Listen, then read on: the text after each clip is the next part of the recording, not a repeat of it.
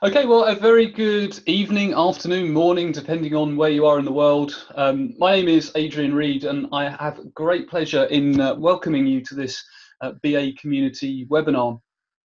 Now, you will have seen the abstract. We're going to talk about the similarities and differences between business analysis and systems analysis. Now, I know many people tuned into this webinar will perhaps be business analysts, but some of you may well have a systems analysis background as well. And there's always some controversy as to where those boundaries lie. There might be some grey areas that we can discuss. And I'm really pleased to say that we have three very experienced thought leaders in this area who are going to talk to us about these topics. And I'm sure for many of you that they'll need no introduction. But we have Deborah Paul with us, and amongst many other things, Deborah is Managing Director of Assist Knowledge Development. I'm sure many of you will be familiar with Assist. Assist is a training and consultancy company specialising in business analysis and business architecture. But I'm sure many of us will also know Debbie from the books she's written, edited and co-authored, including, of course, the business analysis book, the BA techniques book, Agile and Business Analysis, the Human Touch, and many, many more. Debbie's indeed a regular keynote speaker on all things BA, and has even conducted doctoral research into the role of the business analyst, which is very, very fascinating. So thanks for joining us, Debbie. We have Stéphane Boussoiré, who's one of the founders of the IIBA Brussels chapter. I can see you laughing. I tried to pronounce your surname correctly, Stéphane. You should try phonetic writing. I tried. So one of the founders of the IIBA Brussels chapter, which was established 10 years ago. And in fact, that's how Stéphane and I know each other. We were both on IIBA chapter boards, and it's fair to say that we were both very vocal members of the European IIBA community.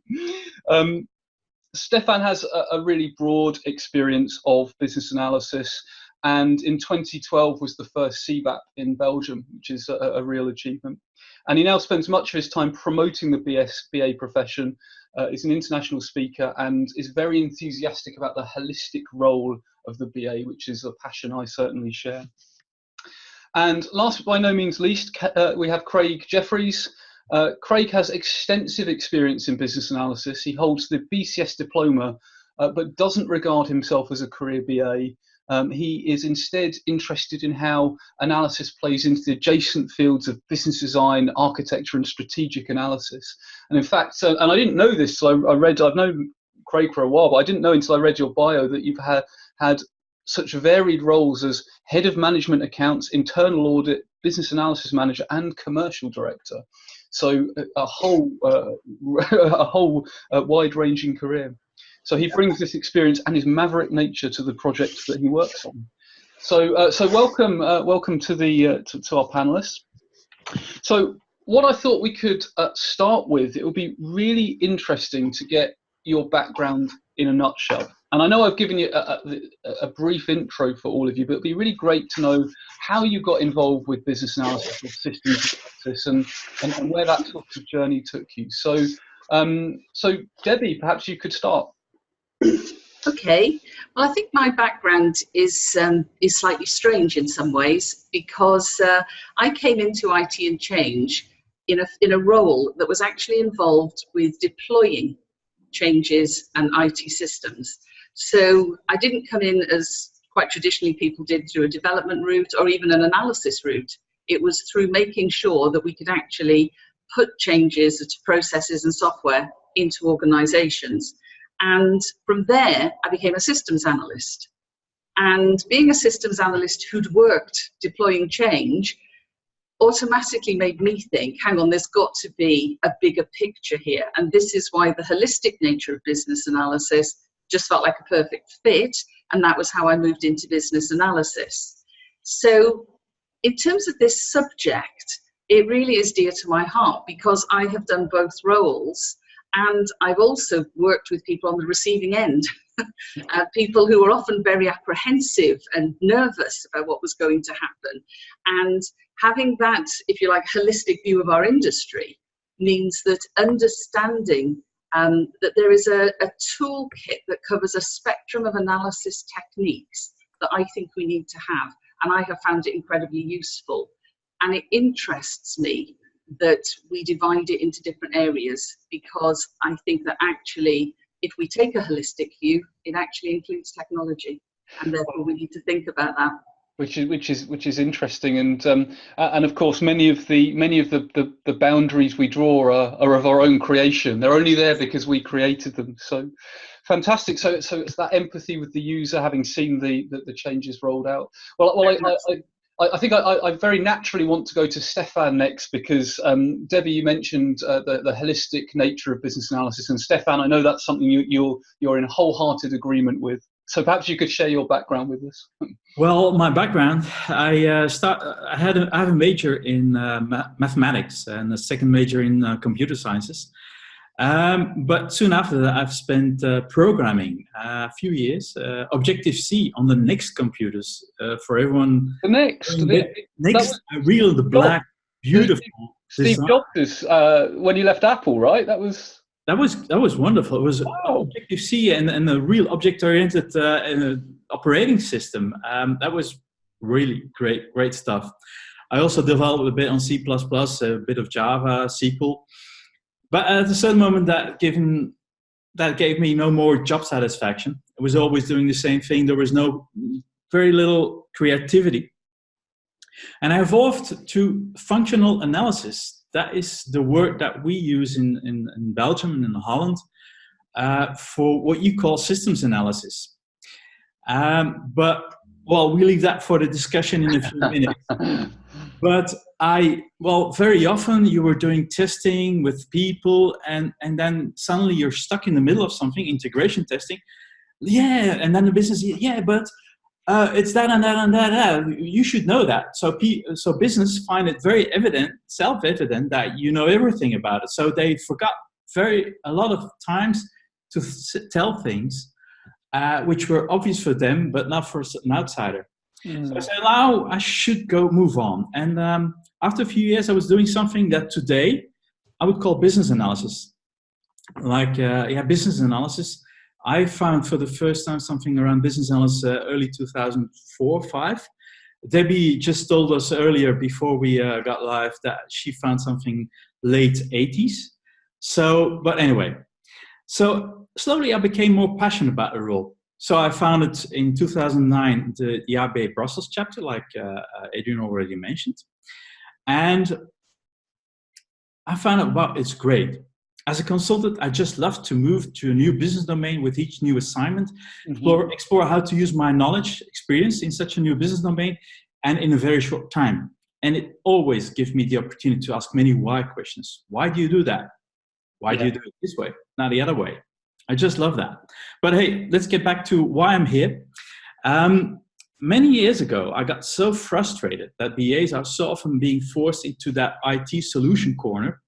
And at the same time, that many BAs are convinced that business analysis is only about IT solutions. That's what I found out, not only in Belgium, but also when speaking around Europe. It's in many countries the case. Even if you go and look at the program of many conferences, 80% is rather IT or development oriented, even on BA conferences, which I find a bit sad. Therefore, I started last year my own crusade, don't know the right word to use, to foster awareness about the broader role of the BA, amongst which my holistic BA talks and workshop in companies and at international conferences. Yeah. This personal initiative of mine has also led to my participation to this webinar. Absolutely. So participating to this webinar is highly motivated by my personal crusade. your enthusiasm always comes through, Stefan. So, but fantastic. Thank you very much. And Craig. So your background in a nutshell. Well, very quickly, I'm an accountant by training. So I spent a lot of time financial management, business planning, and working with businesses. And it was more by accident, despite the fact I worked in planning, that my career into business analysis was by accident. I got involved with fixing things in one of the businesses I was in. Ended up getting very interested and involved with business process re-engineering. So I think I'm still the only UK person to do my BPR training across with the American Air Force. which was an experience, but that's for another time and over a beer. So I worked in business process analysis without even knowing what business analysis was. And then mid-late 2000s, I went for a role as a business analyst, which I thought was a financial business analyst. And when I read the spec, I thought, well, this is what I've been doing for the last 10 years. And that role opened my eyes. So where I'm coming from today is, although probably from a background, MBA, accountant, etc., I'm very interested in the holistic, the generic, the framework within which projects occur. My experiences as BA manager is time and time again, I've seen that connection between the business-focused business analysts. It gets lost in translation before the product is built, and then we know what it happens. We're in tests, we're in fixes, we're in bug fixes, and all the good work of the BAs seems to be wasted, or sometimes. So hence my interest as to what is it that should be done, and is it a BA role, or is it somebody else who should be doing it? Yeah. Okay?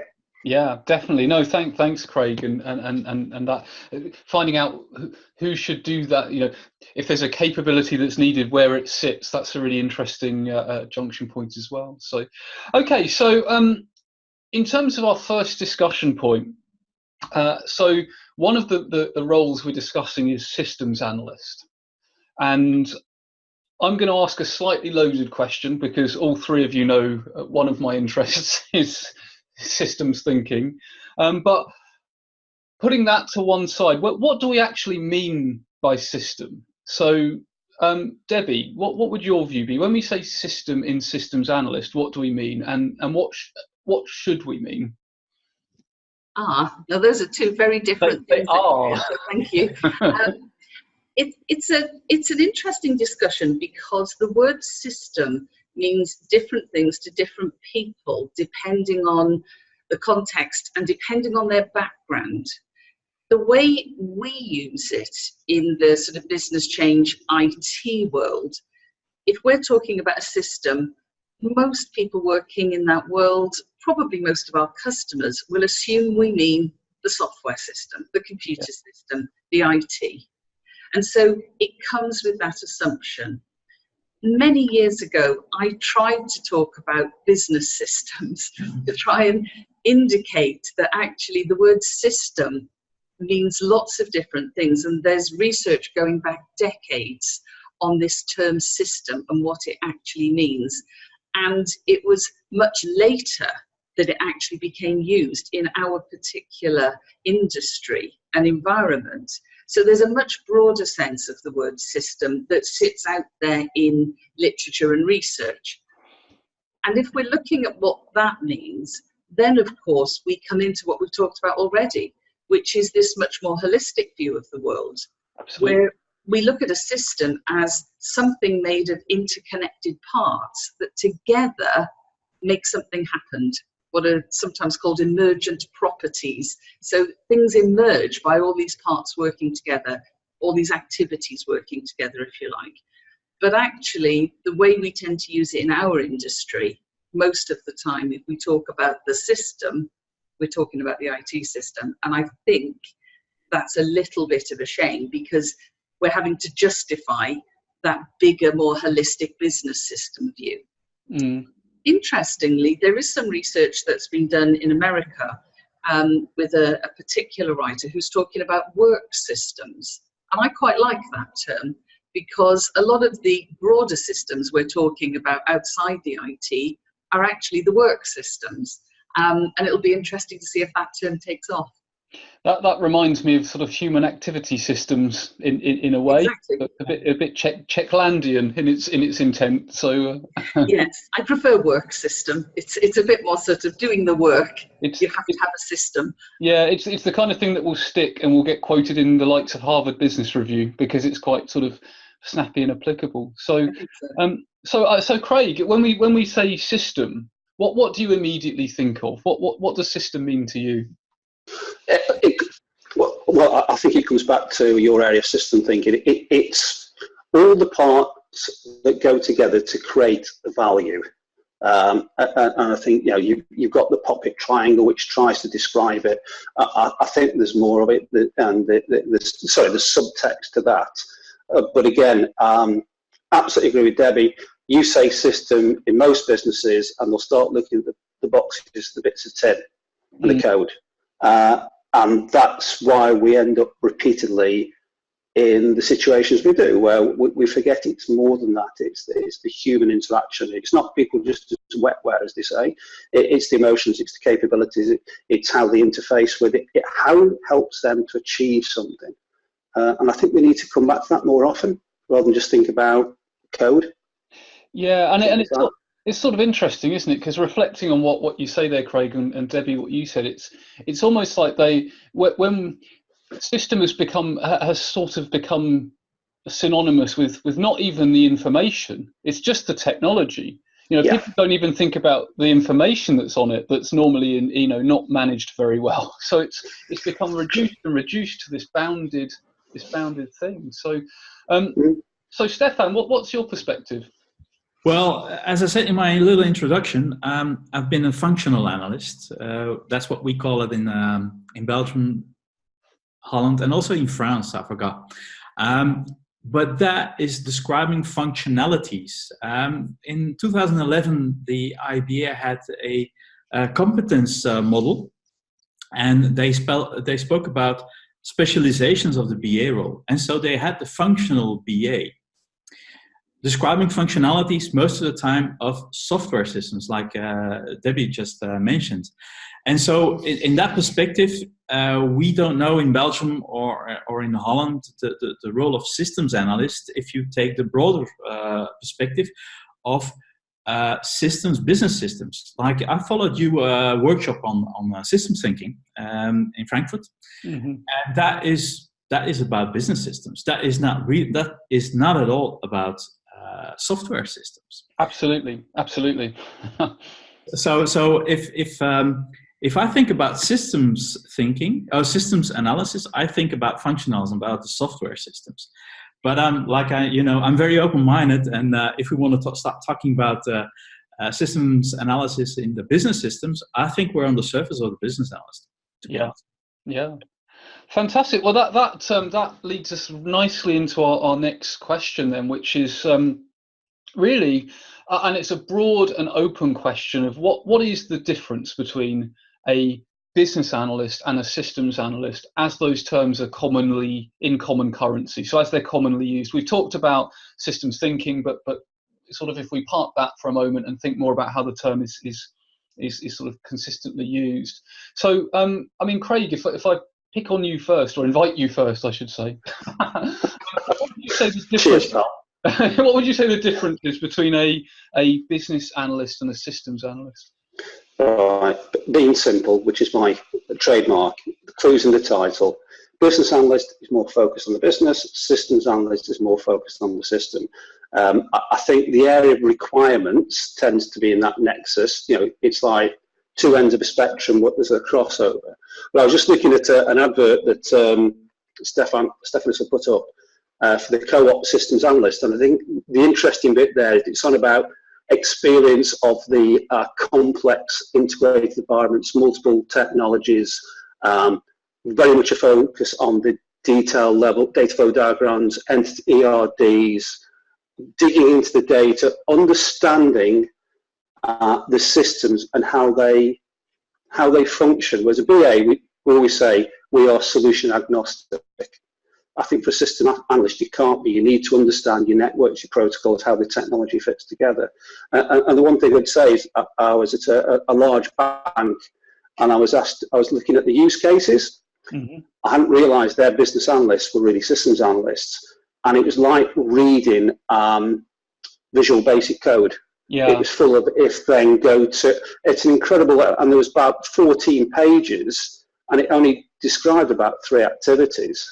And it fried my brain, and that's when I realised I probably wasn't a system analyst. So like pseudocode you were reading there. Exactly, that was the phrase I was after. And it sounds like that. And so I'm not saying business analysts can't do that, and I think it's like what we're covering today. The question is, should they be doing that? And I think a lot of BAs would be uncomfortable getting that down to physical level data and that type of thing. Personal to you. Yeah. Okay. So Stefan, actually, I could see you shaking your head at the question: should BAs be doing that kind of pseudocode? So, what's your view on the difference between business analysis and systems or functional analysts? But also, what's the grey area? Is there a grey area? Okay, maybe it might be a good idea to show the BACCM. Is that a good idea? Yeah. Go ahead. Start sharing, and then. So we'll test the technology now. This is yeah. moment of truth. Share screen, but this is the one that I wanted to show. Can anyone see that? Yep. Okay, so in the right upper corner you see the word BABOK. BABOK is the reference guide of the IBA, Business Analyst Body of Knowledge, for those who don't know yet. It's a reference guide, worldwide accepted. You've got a few other ones, but this is one a pretty important one. And this BACCM gives a bit about what business analysis is all about. And I see sometimes people laugh on that. But a lot of the time, things are going to solution. And I would say that the system analysis focus on a solution doesn't need to be an IT solution. It can be a different solution to a puzzle. It's not an IT, but it's also a solution. But in our case, it would be more a software solution and everything which is related to that. For example, users, those are stakeholders, but users using that solution. So, and we focus on the user and the solution. But the BACCM goes a bit wider and talks about all the stakeholders. So people that know the business, not only the users and the subject matter experts, and their needs. So not all the needs are user-centric. There can be needs in back office programming and so. It's also a lot about changes, like Debbie just mentioned in the beginning of our webinar. So a business analyst has to focus on those 6, not all of them at the same time, but at least has to think a bit about those 6. You can see the text comes out of the BABOK. You can only understand one of those core concepts if you can understand the 5 other ones. So it's not only 6 core concepts, but about 15 lines, the relationship between each other. So if you do system analysis, you're going around that area and see it from that perspective, whereas I believe the business analyst should be, by default, holistic and should have a view on all 6 of them. That's a bit what I believe. I'll stop sharing and you can have a look at the rest of the people again. But that's my point of view. System analysis goes to that solution, whereas business analyst has a focus on the whole view. Well, they should. And as someone mentioned earlier, a lot of BAs, they feel very comfortable in that solution area. Yes, yeah. They don't want to get out of that comfort zone. And that's a bit a pity, because when you see the definition of the BACCM, you can't fully understand the whole organization or the whole problem if you don't look at the 5 other ones. So if you don't look at change or context, which is another one that a few people look at, well, you don't understand the full problem. Yeah, because we're bounding ourselves in too close to the solution, so we miss the context, and context is everything. Well, absolutely. So, I mean, Debbie, if I bring you in here and get your perspective on the difference between business analysis and systems analysis, and one particular area which I'd use as a provocative thing to perhaps bring in is value is on that BACCM, and I wondered whether you might have any perspectives on value. I do have perspectives on value, interestingly enough, Adrian, as you know. I know too. I followed your presentation in London last year. Because I do think we throw around the word value just a little bit too easily sometimes. And we declare ourselves as delivering value all over the place, and you can't. And I think as a business person, if I really could just tell the whole world that I delivered value, and everybody would just accept that, that would be marvellous. What you have to do is offer something that could be valuable, but it's not actually up to you to determine that it is valuable, because value is determined by the person who receives it, not the person delivering it. But having said that, so thank you, Adrian. Sorry about that, Debbie. You haven't given me my moment for my soapbox. I do think it's an interesting way to look at the systems analysis, business analysis. I was going to say divide, but two separate areas. Because actually, when I was a systems analyst, as I said earlier, I'd actually come from a business background before going into a business change role. So I was working as a systems analyst where we knew we were working on the software, we were working on the IT system. And I think Craig said something about banded, which is a very good word, because actually the boundary that we were looking at, yes, there was functionality that might come in or out, but by and large, we had some very, very clear ideas on where we were going. And although we weren't actually coding or even designing within the context of the technology, we did have to understand enough about it to know we had to give sufficient information that the people doing the designing and coding could actually take it and actually do what we said, basically. So we had to have a very good understanding of the technical environment.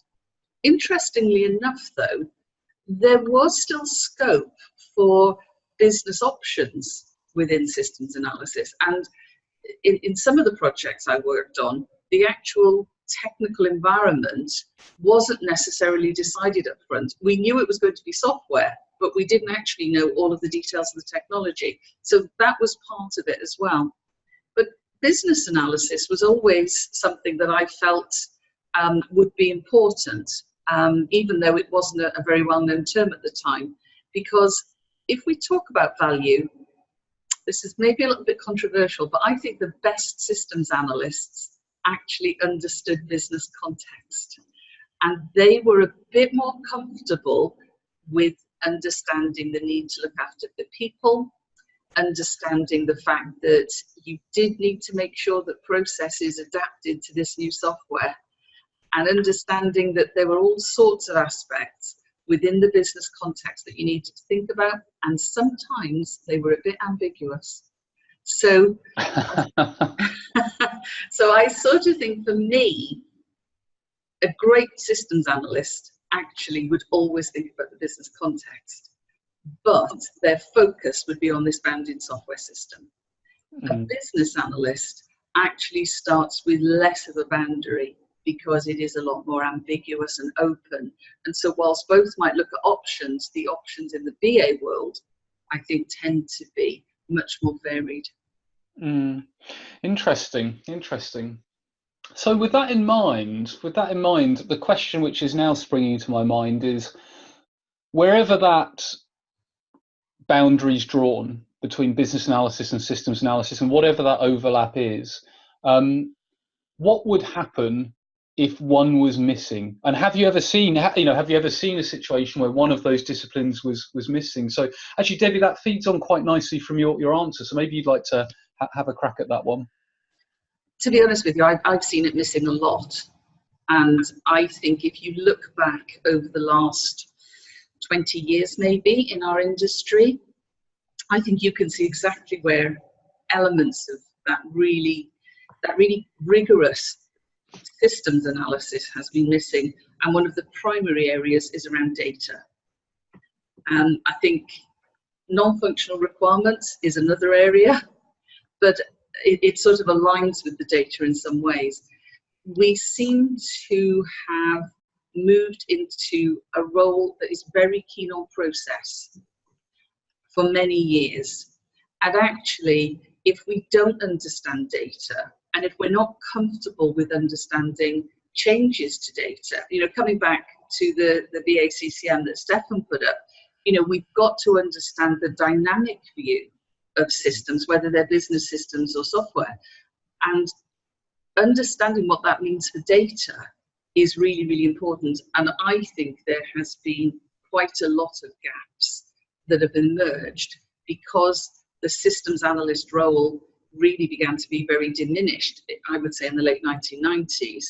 And because of that, we moved away from maybe some of the more detailed, more rigorous aspects of the system, because they were perceived to be in some ways technical. You know, some of the language used around it was quite complicated in some ways, and some of the modeling was quite complicated, but actually some of it was incredibly important.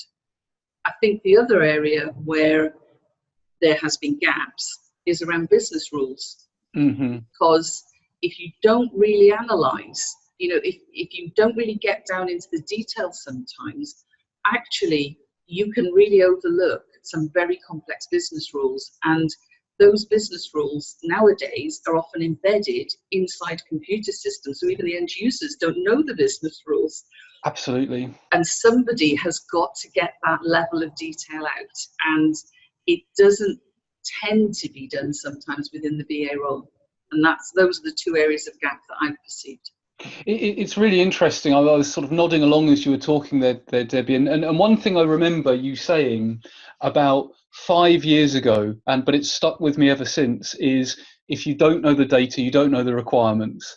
And I think that's very, very true, but people sometimes shy away, particularly even from high level data modeling. Yeah.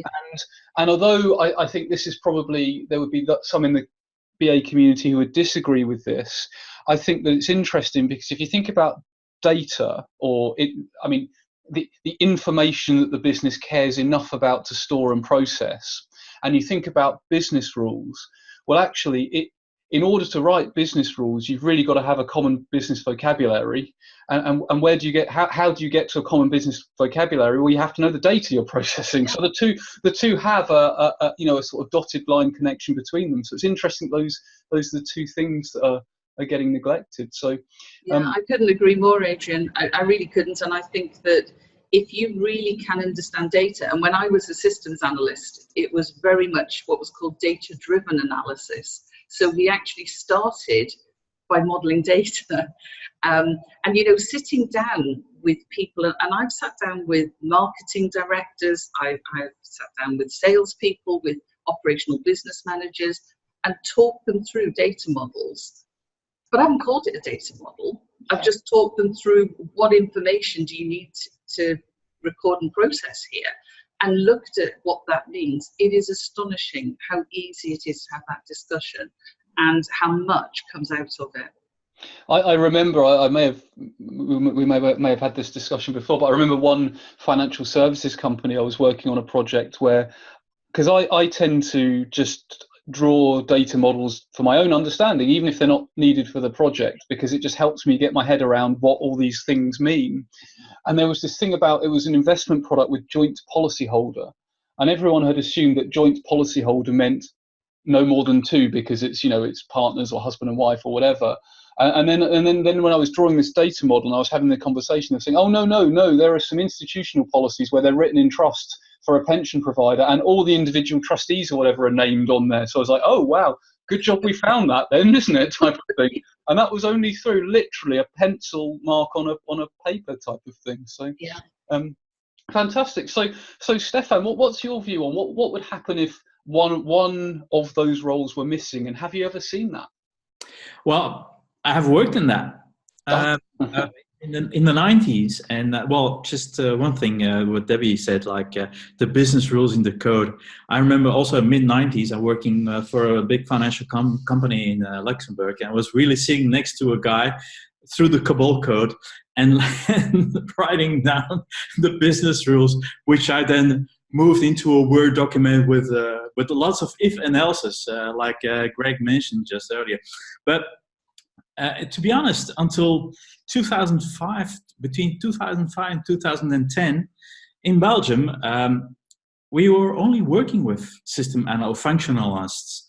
We didn't work with business analysts. It's a role that came up around 2008, 2010, and now today it's more common. But if you look at the contents, they want to let people do system analysis. So if you have a job description and you look at the contents, you're like, okay, it's a senior system analyst, in fact. But anyway, so up to 2008, companies were only working with system analysts. Well, the business, they know what they want. Well, they don't. They forget a lot of things what they think is evident, but they forget to mention it, and you don't automate it, and you are stuck in the middle of a process when you do system integration testing. Sorry.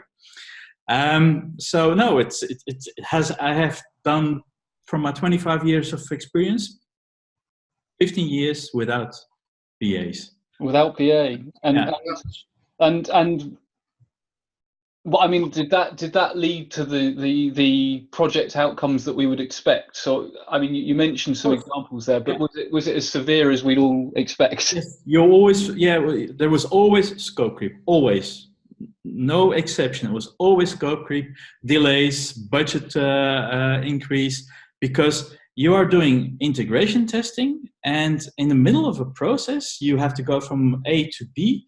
They forgot something in the middle. Mm. And but everyone knows that. Well, we didn't.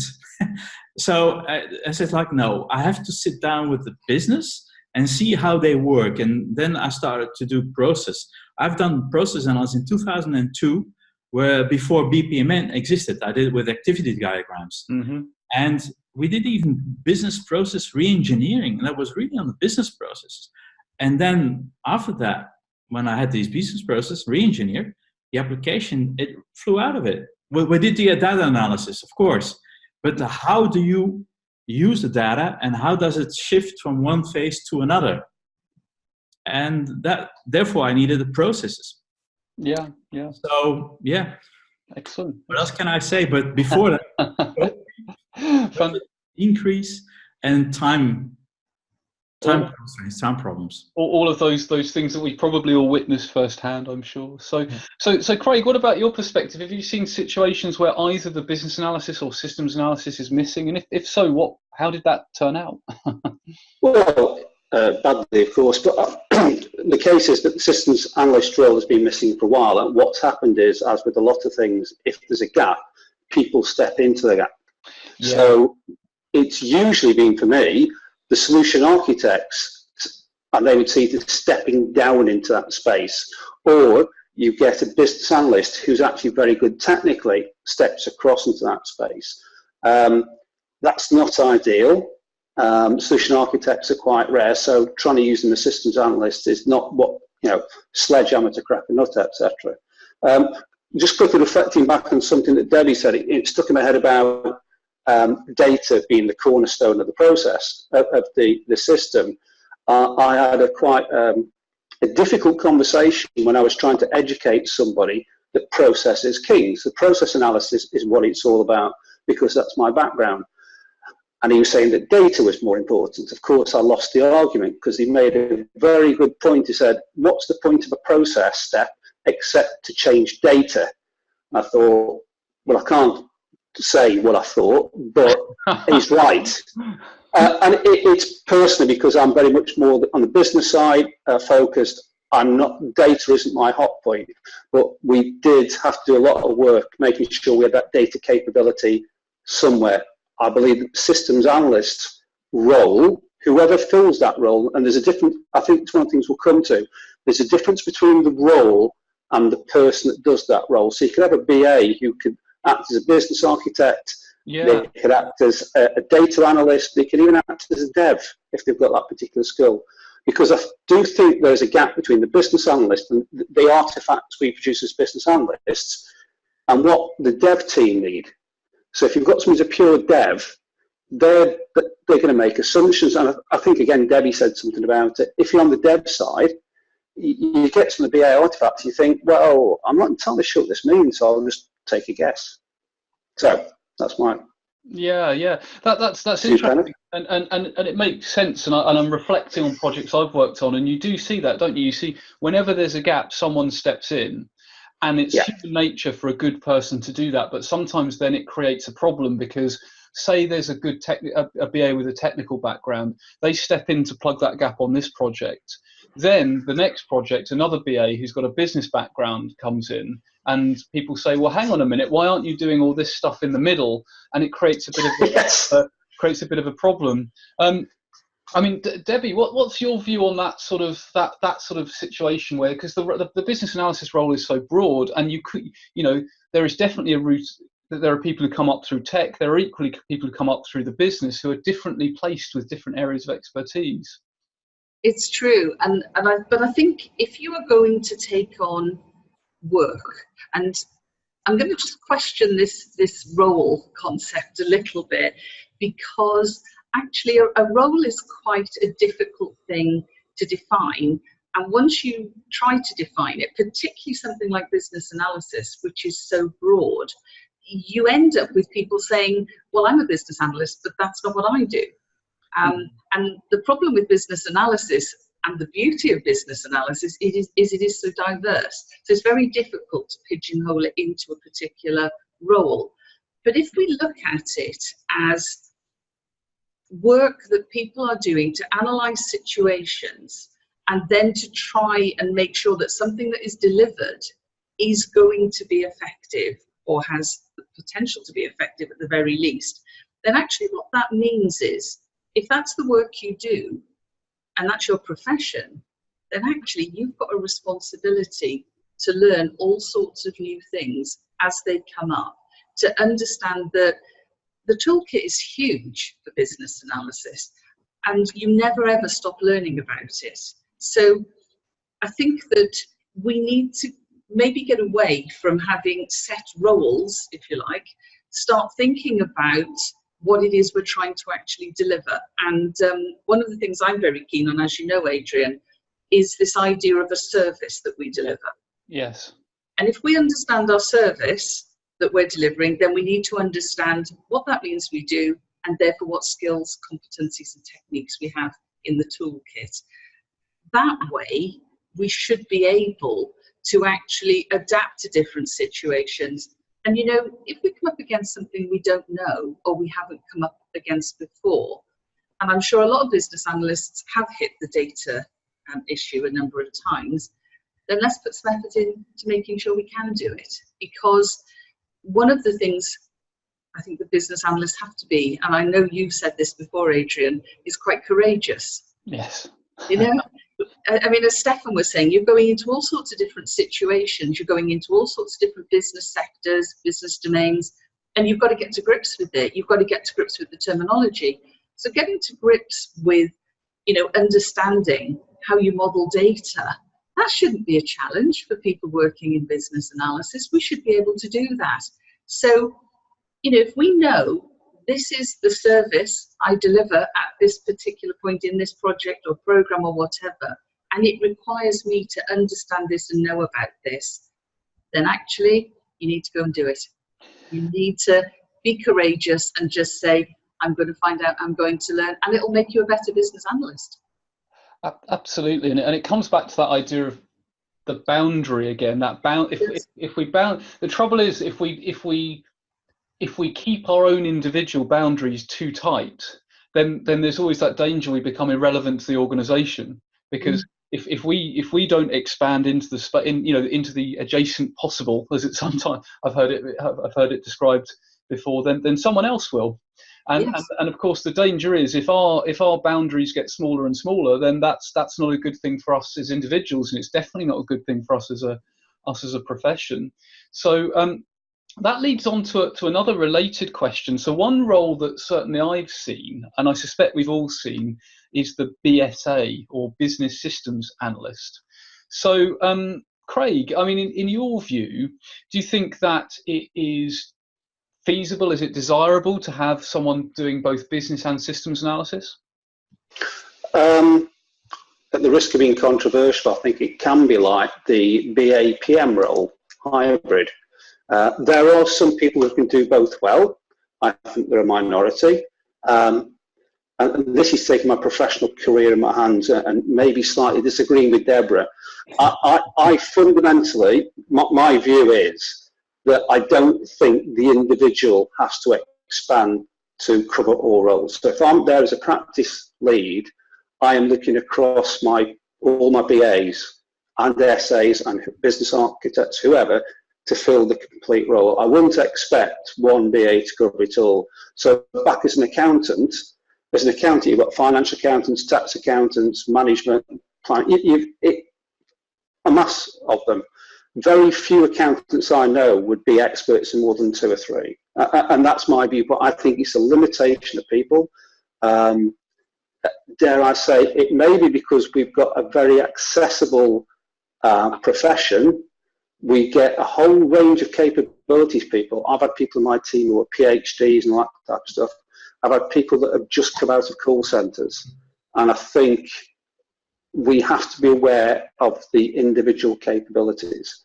So now that Deborah's heard that, I might send my diploma back in pretty soon.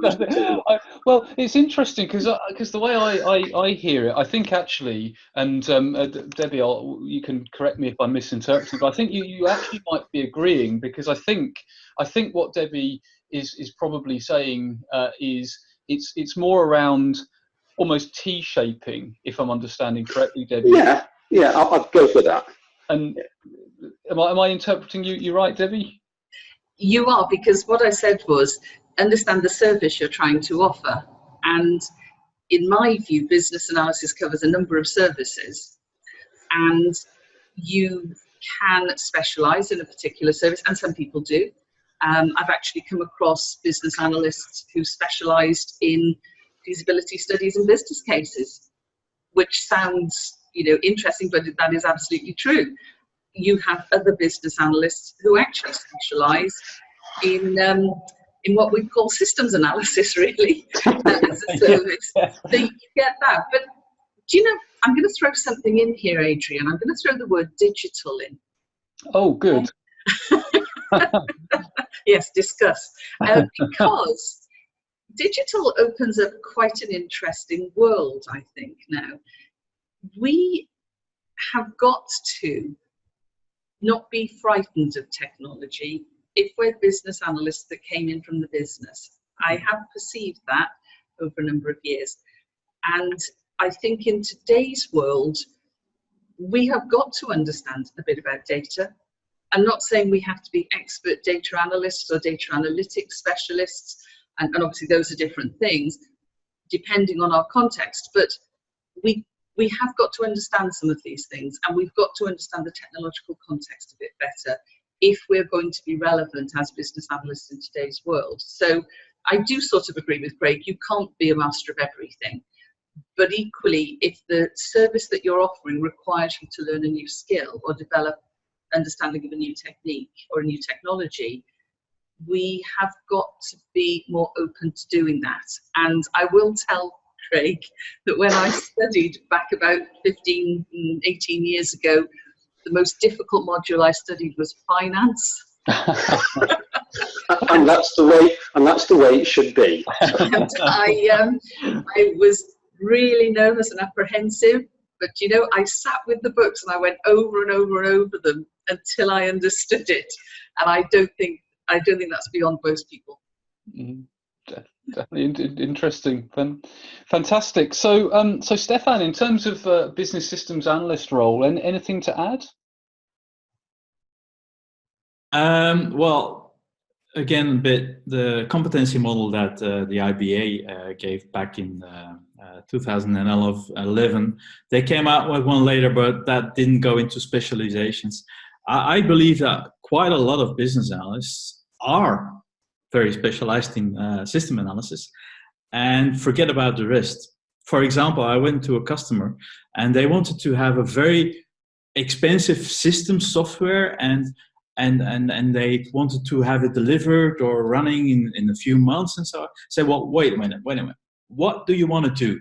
They explained me what they wanted to achieve, and at the end, well, it was a software system costing a few €100,000, and for implementation, €500,000. Okay, and I have managed them without a new software system. Just I draw how they were doing their work. I said, like, this can be more efficient. I changed the working, the process, the procedures, didn't touch any software. They could do that with the existing software. Never a project, and it was running in a month or two. They only had to do a training to work differently. Mm-hmm. So there goes the digital. Just saying, like, the digital is very important. You hear a lot of things about the digital BA and so on and so on. But if we focus too much on the digital part, we start forgetting to ask what is the problem or what is the opportunity that we want to deliver. And sometimes it doesn't need to be digital. This is one example, but it was a good example. But I have had a few examples where at the end there was no software involved. Well, the software that we're using today, but no development. Yeah, and it's interesting, isn't it? Because I mean, digital is a different topic. I mean, there's overlap, but we could talk for hours on digital. And funnily enough, I remember speaking to Andrew Turner, who's on the board of the IABA UK chapter, about this idea of the inverted commas digital BA. And I just remember him saying, well, does that mean that if you're not a digital BA, you're an analog BA? Sometimes by thinking about what the opposite is, you think, okay, well, actually, how many of us aren't working on projects that involve some form of digital system? It's a bit of a buzzword perhaps, but I think I certainly agree with you, Stefan, that the danger of focusing just on a specific subset of digital things might mean it's the cliche of you just end up having the paper forms and scanning them and putting them on a workflow system. And is that really any better when you could have redesigned the work so you don't need the forms in the first place, type of thing? So, fantastic. Okay. Well, we're getting to the end of our time slot. There's so much more that we could discuss. But what I'd like to suggest is probably the most difficult question I've asked so far. But what would your key message or key takeaway, or if you wanted people who have tuned in to take away one or two bullet points, what would those one or two bullet points be? So Craig, what would your one or two takeaways be from our discussion today? Systems analysts, you need them. So it's maybe not a person who does it all, but I think you need to look, especially if you're a BA manager or whatever, you need to look across your portfolio. You need to have those skills and capabilities across your portfolio so you know who you can pick on, that's a terrible phrase, who you can allocate to do that work. Because if you don't do that, as I said earlier, somebody else will have to pick up the slack, and that's not good for anybody, and it's suboptimal. Simple as that. Fantastic. So systems analysts, you need them, and you need to know who they are, where they are, whether it's a role or a joint role or whatever. Stefan, what would be your one or two key takeaways? Well, I see a few questions. We don't have the time to reply them, but it's one of those questions is, in fact, going to the takeaway I'm want to give. So Lindsay asks, as a practitioner within an organization, as a view of the BAs, in a very IT solution-centric view, how do you break out of that placement and gain greater visibility to the broader view without being invited to the table where much of this information is discussed and shared? Yes, well, first of all, get to that table. And before you going into the system, look at the problems that needs to be solved, opportunities that are there, before you dig into the system. So first, the holistic system is only part. If it's a software system, it's only part of the whole organization. So if you want to change something, see what needs to be changed, and then dive into the solution in the system, software system. No. Fantastic. Thank you very much, Stefan. And Debbie, what would your sort of one or two bullet points or takeaways be? I think business analysis, we've said all the way through this discussion, is holistic. And I think business analysts should therefore be holistic too, which means that if we take something like the POPIT model, you have got to have skills in all of the different areas. And the really key takeaway I'd like to say to people is continue to learn and expand your toolkit. And if there's an area where you think, I'm really uncomfortable with that, maybe it is data, maybe it's something else, then actually set yourself a challenge and be courageous and grasp it and make yourself holistic. Yeah, make ourselves holistic. And it is interesting, isn't it? Because another term I've heard a lot recently, and it'd be interesting to know whether this resonates, Debbie, is this idea of learned helplessness. where people sort of get stuck in a rut, and they feel that they can't or shouldn't learn X, but the more they don't try or learn or be courageous in that way, the more it's like a cycle. So maybe if we step up and be courageous and step out of that when we need to. Can I give you an alternative very quickly to that? Because it's not an alternative, it's an alternative phrase. Yeah. My niece, Felicity, is a fantastic person and is studying. And she said to me recently, I wrote a narrative that said I wasn't very good at exams. Actually, that's a false narrative. And I've got to stop writing narratives and then believing they're true. We can all write a different narrative, and that's what we should do. Wow, that's really poignant. And just as you were saying that, Debbie, I was thinking we could apply that at a personal level. We could apply that at the profession.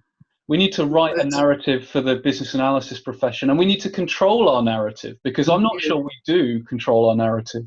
Well, I think some of us try, don't we? Yeah. And actually, another takeaway, Adrian, let's control the BA narrative. Yeah. Let's not let approaches, roles, people, organizations say that business analysis isn't needed, and let's stop buying into some of it. So yeah, let's control our narrative. Well, what a fantastic and appropriate place to stop. So controlling our BA narrative. So well, fantastic. That brings us to the very end of the webinar. So all there is left for me to do is to say a massive thank you to Stefan, Debbie and Craig for taking time out of your busy schedules. I know from the number of people we had registered and the number of people we had live that this is a topic that is very, very much close to people's hearts. So thank you for sharing your experiences so openly. For those of you that have tuned in, you will get an email in a few hours just with a really, really quick survey on. As you're probably aware, the whole philosophy behind these webinars was to talk about things that are sort of on the fringe of business analysis, to get people talking about things that are perhaps beyond what we are currently talking about in the BA community. So on the questionnaire, one of the most important questions is, are there any other topics that you'd like to see covered? So please do fill that in, and if I can, if we can find speakers, we'll definitely do that. We do have a webinar coming up next month, so you'll see details of that as well. So yeah, so all that's left to say is thank you again, Stefan, Debbie, Craig, and a massive thank you to everyone who's tuned in live. And good afternoon, good evening, good morning, depending on where you are in the world. So thanks again and goodbye. And thanks for inviting, Adrian. Hey, you're welcome. Yes, thank you. Thanks very much. Thanks, bye.